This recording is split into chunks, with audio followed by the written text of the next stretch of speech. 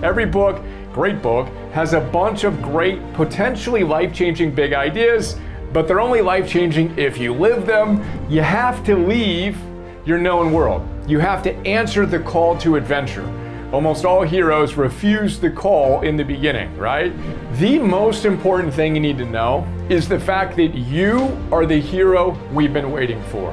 Quit looking outside yourself for someone to change your life or to change the world.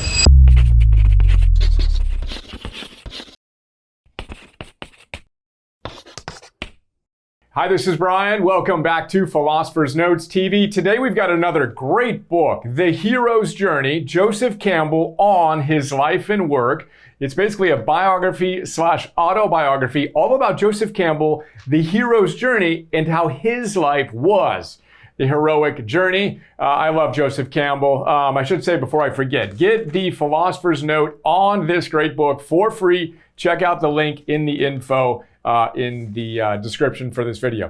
So this is the fifth note that I've done on one of Joseph Campbell's great books. We started with Pathways to Bliss. We have a Joseph Campbell companion, The Power of Myth, which is based on his interview series with Bill Moyers. If you haven't seen that yet, check it out. And of course, we have his classic, The Hero with 1,000 Faces. Check out all those notes in the Philosopher's Notes.com collection. 750 notes now, working my way to 1,000. Let's see how far I go past that.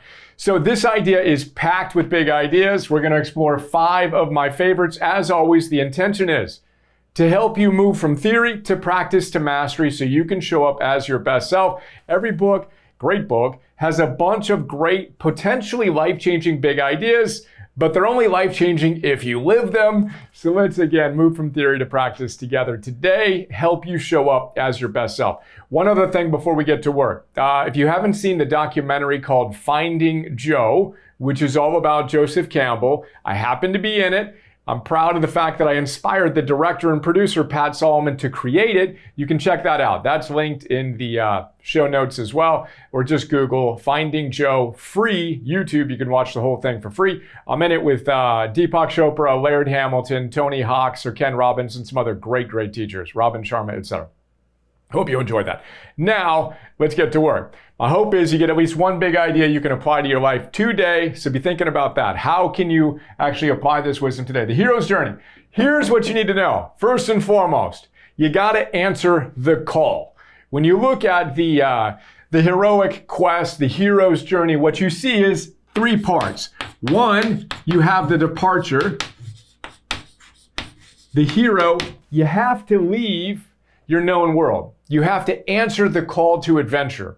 Almost all heroes refuse the call in the beginning, right? But you got to answer it or nothing happens. 2, you have an initiation where you, the hero, need to face your dragons, your demons. And then 3, and you win, you learn, you get some dragon scars in the process. And then 3, there's the return, right? You can map this out like that. You can kind of think about it as a spiraling up evolution because your life is, a good life is, one hero's journey after another. But you need to know this. Nothing happens unless you answer the call, right? You can have all these inclinations that you need to change something in your life, but unless you answer the call, nothing happens. So my question for you right now is, do you feel a call to express the best version of yourself? My hunch is, if you're watching this, you do. If you're a human, you're alive, your heart is beating, you do. The question is, what is it for you? And then you want to remember, our last PNTV was on Phil Stutz's True and False Magic. You may recall I had good news and I had bad news. The good news is you have infinite potential, right? So I talked about the fact that, boom, there's your infinite potential right there. But then I said, bad news is your infinite potential exists outside of your comfort zone. If you want to tap into your infinite potential, if you want to live your best, most heroic and noble life, then you have to move outside of your comfort zone. By definition, how does it feel when you leave your comfort zone? It feels uncomfortable, right? You feel the pain, the uncertainty, the need to work hard. Most of us resist that. We avoid those challenges. We want to approach them as we discussed in the last episode. The other thing I want you to know is a good life isn't one hero's journey and you're done. It's not even 2 or 3 or 4 or 5 or 10. Yeah, you're going to have big macro hero's journey where you step forward and you do something new with your life. But the reality is, and Stephen Pressfield captures this brilliantly in one of his great books, I think he calls it The Artist's Journey. Check out those notes in PNTV episode. He says a good life is 1,000 hero's journeys, micro little hero's journeys every single day. The reality is every moment of every day, you are being asked to step up and be your best self. The way I frame that up is, we're getting crowded over here, let's go, is this is what you're capable of being in any given moment. And if this is where you're actually being, and there's a gap between who you could have been and who you're actually being, it's in that gap where regret, anxiety, disillusionment exists. So moment to moment to moment, in your relationships and your health and nutrition and movement and sleep choices, how you're consuming digital technology, there's always a call, there's always a whisper from that best, most heroic version of yourself to be that best version of you. The question is, are you answering the call? Are you paying attention? Close the gap. Live with arete, live with virtue, live with excellence. And the moment you do, you are heroic. Longer chat, this is supposed to be tight, so we're going to keep on going. But there you go, the call, first step in the hero's journey. You need to answer it. My question for you is, what call are you feeling in your life? Think about that on the high level, macro level, and think about that moment to moment to moment, all day, every day, especially today. Second thing is your path. You have a unique idiosyncratic path. In the book, we learn about Joseph Campbell's. Campbell's story is phenomenal. He was getting his PhD at Columbia. He was a world-class or national class athlete. No, world-class. He almost qualified for the Olympics, right, as a track star at Columbia University. Was in the process of getting his PhD, went to Europe, studied some stuff. His mind expanded and opened. He came back to the US 2 weeks before the Great Depression. And he went to his advisors in his PhD program and said, hey, everything opened up for me. I have goosebumps right now. Everything opened up for me. What I was doing before isn't quite what I feel called to do now. I want to do this. And they basically told him, no, you can't do that. You need to do what you said you were going to do, or period. And he said, no, to hell with that, is what he said. And instead, he dropped out of his PhD program. The hero had a call to adventure, dropped out of his PhD program, and spent 5 years reading during the Great Depression. He saved up a little bit of money. He was a jazz musician in college, saved up a little bit of money, and he read literally all day, every day. This book features some reflections he shared in his 80s. And he talked about 50 years before, what he did, 50, 60 years before, what he did as a young man living in Woodstock, the forest, literally reading for 9 hours a day. And he playfully says, you can get a lot of reading done in 9 hours a day. And that was his lifetime practice. Alan Watts said, hey, do you have a spiritual practice? And Campbell said, yeah, I underline books. To which I say, yeah, me too, let's go. That's Campbell's path. The question is, what's your path? And in the note, I reflect on some other authors, including Mihai Csikszentmihalyi, the great positive psychologist who co-founded the positive psychology movement with Martin Seligman. He coined the word flow. We've got a note on that book. And we've got another note on a book called Creativity, where he studies some of the world's greatest creators. And what he said was, one of the most powerful things you can do with these individuals, what they created was awesome. But the lives that they created, how they structured their days, their weeks, their months, how they structured their lives was actually the most creative act. So my question for you is, when you look at that call to adventure, your heroic quest, who do you need to be and what path do you need to walk? How do you need to structure your days? Joseph Campbell literally would read for, I think it was 2 hours, take a break for an hour. Then read for 2 hours, take a break for an hour. Read for 2 hours, take a break for an hour. As I'm sitting here in philosopher mode, hammering these PNTVs, I've got 100 of these episodes I've kind of mapped out that I'm going to execute. Well, what's my day look like in order to share this wisdom with you and have fun getting in flow and doing that? What's your path on the high level and on a day-to-day basis? Think about that. Go crush it. Oh, other fun fact. Joseph Campbell and Abraham Maslow, they didn't know one another, but they basically grew up and taught and contributed to the world in the same era. Born in the early 1900s, lived for Maslow passed away way too young. Campbell lived a little bit longer. But Campbell dropped out of his PhD program And Abraham Maslow, who was a great humanistic psychologist, PhD in psychology, dropped out of both law school and med school as a young man, to which I say, let's go. I only dropped out of law school, but that was an important step for me. All right, that's the call, your path. Third thing here is relationships. And Campbell makes the point that most of us are naive and we think that our relationships should be easy, to which he says, no.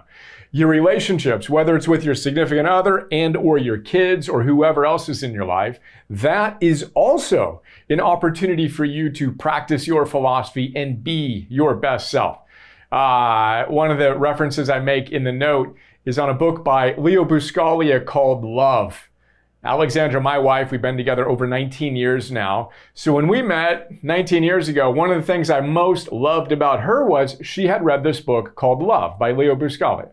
And one of the big ideas in that book is it's easy to fall in love. It's much harder to stand in love. Easy to fall in love, much harder to stand and to grow in love. That is also an opportunity to practice, again, your philosophy and live the hero's journey. Again, moment to moment to moment, you're getting a call to be your best self within your relationships. Answer that call. Move through your challenges. Be your best. Let's go. Other fun little thing here, briefly. Joseph Campbell's known for follow your bliss, right? Follow your bliss. Follow that joy. There's a whole Sanskrit deep spiritual truth to that. The ancient yogic Vedas told us that there are 3 jumping off points into enlightenment: Sat, Chit, and Ananda. Your beingness, your consciousness, and your bliss. You want to follow your bliss, follow your joy. What makes you feel alive? Campbell's known for that. But he wished he had emphasized that you also got to follow your blisters. You got to do the hard work. Yeah, find that joy, but then also do the hard work to craft great relationships, to live your hero's journey, etc. Fourth thing here is a longer chat we're not going to get into, so I'm going to keep this brief. But I go off in this note and others in more depth. Campbell makes the point that someone asks him a question in one of his talks. Hey, what about the relationship between your ego and your higher self, the self, right, with a capital S? And he said, look, this is a nuanced conversation, and a lot of spiritual aspirants get it wrong. They try to get rid of the ego when what they need to do is move it from being the dictator of their life to being a servant of their higher self, which is connected to the ultimate highest self, depending on how you orient religiously and spiritually, etc. But Campbell, Richard Rohr is another great teacher I admire, Ken Wilber, Nathaniel Branden. These individuals talk about the importance of having a strong ego. And the ego, from a Western psychotherapy perspective, is basically what keeps you in the game. You've got the id, which is your impulsive self. You got the super ego, which is your conditioning, what your parents say you should do, what society says you should do. And an unhealthy ego is one in which those two things are winning. You're impulsive, and then you're ashamed because you're not doing what other people expect of you. You need a strong ego to discipline your impulses and your conditioning such that you can show up powerfully. That's that daimon, that guiding spirit within you needs that strong ego in order to connect to something bigger than yourself. Again, longer chat. Richard Rohr quotes Desmond Tutu, who says, look, we're just this little light bulb, but our job is to stay screwed in. If you want to connect to the ultimate power of the universe, however you frame it, that ultimate self, your little self needs to be strong and it needs to be screwed into that bigger self. You do that through discipline on the most basic things: the eating, the moving, the sleeping, the breathing, the focusing your energy, managing yourself well such that you have that strong ego and you can move beyond that to connect to something bigger than yourself, then express yourself most authentically. That was the quick take. Let's go. All right. Transcend and include. The fifth idea here is goats and tigers. So there's a story in Finding Joe that the former executive director of the Joseph Campbell Foundation shares that's phenomenal. Yogananda shares the same story. We got a bunch of notes on Yogananda as well. But it's this basic idea that there's a tiger or a lion, right? It kind of varies between the stories, right? And the tiger is orphaned. And he's adopted by a bunch of goats or a bunch of sheep, right? We'll make it the lion and the sheep for now, or we could do the goats and the tigers. We'll do the goats and tigers. So this little tiger is adopted by these goats, and it grows up thinking it's a goat, right? Can't see itself, I'm a goat. and it eats grass and it bleats and it does all this stuff that a goat does, because everyone around him is a goat. Then one day, a tiger's cruising through town or cruising through the forest, right? And he sees this little tiger that's acting like a goat, and he cruises over to it. He's like, what are you doing? He's like, what do you mean, what am I doing? Right? He's like, you're a tiger, right? And he tries to teach him how to roar. And little tiger can't do it. That's never even thought about doing that. Then he takes him over to a pond or a lake or whatever, and he shows him his own reflection, says, look, you're a tiger. You're capable of more than this. Let out your roar. Goosebumps, right? And the idea here is we each have forgotten who we are. We've forgotten the essence of who we are in the process of conforming to a, as Krishnamurti would say, profoundly sick society. It is no measure of well-being. Krishnamurti once said in the 20th century, it is no measure of well-being to be well-adjusted to a profoundly sick society. So the reality is, if you want to live your best, most heroic life, you're going to need to move outside of your normal current life. You're going to need to go on that adventure and to figure out who you really are, to figure out your tiger, your lioness, and to learn how to roar again. And in the process of doing that, you're going to need to get comfortable with being, shall we say, criticized. As Ralph Waldo Emerson says in Self-Reliance, for your nonconformity, society will whip you with its displeasure, but you got to be willing to endure that pain, that uncertainty, that hard work. As you make the departure, answer the call, get initiated, become your best self, battle your dragons to become stronger. Then what do? You return. The ultimate point of the hero's journey is to return transformed. You come back with a boon, but the ultimate boon is you and your consciousness. And I forgot to mention in the answering the call, perfect timing, I'll do it at the end here. The most important thing you need to know is the fact that you are the hero we've been waiting for. Quit looking outside yourself for someone to change your life or to change the world. You are the hero we've been waiting for, and it is time for you to answer the call, figure out what your path is, optimize your relationships, get that discipline such that you have a strong sense of self and you can express that best version of yourself more and more consistently, and quit bad. Is that a goat or a sheep? I don't know. But whatever that is, become that lion, become that tiger, become that best, most heroic version of yourself. I added a little +1 here. Let's go. That represents the idea that I hope most landed. I hope you had at least one idea today that landed for you. What was it for you? Take a deep breath. You just got a fire hydrant, hopefully of goodness. What's one idea that jumped out and landed for you?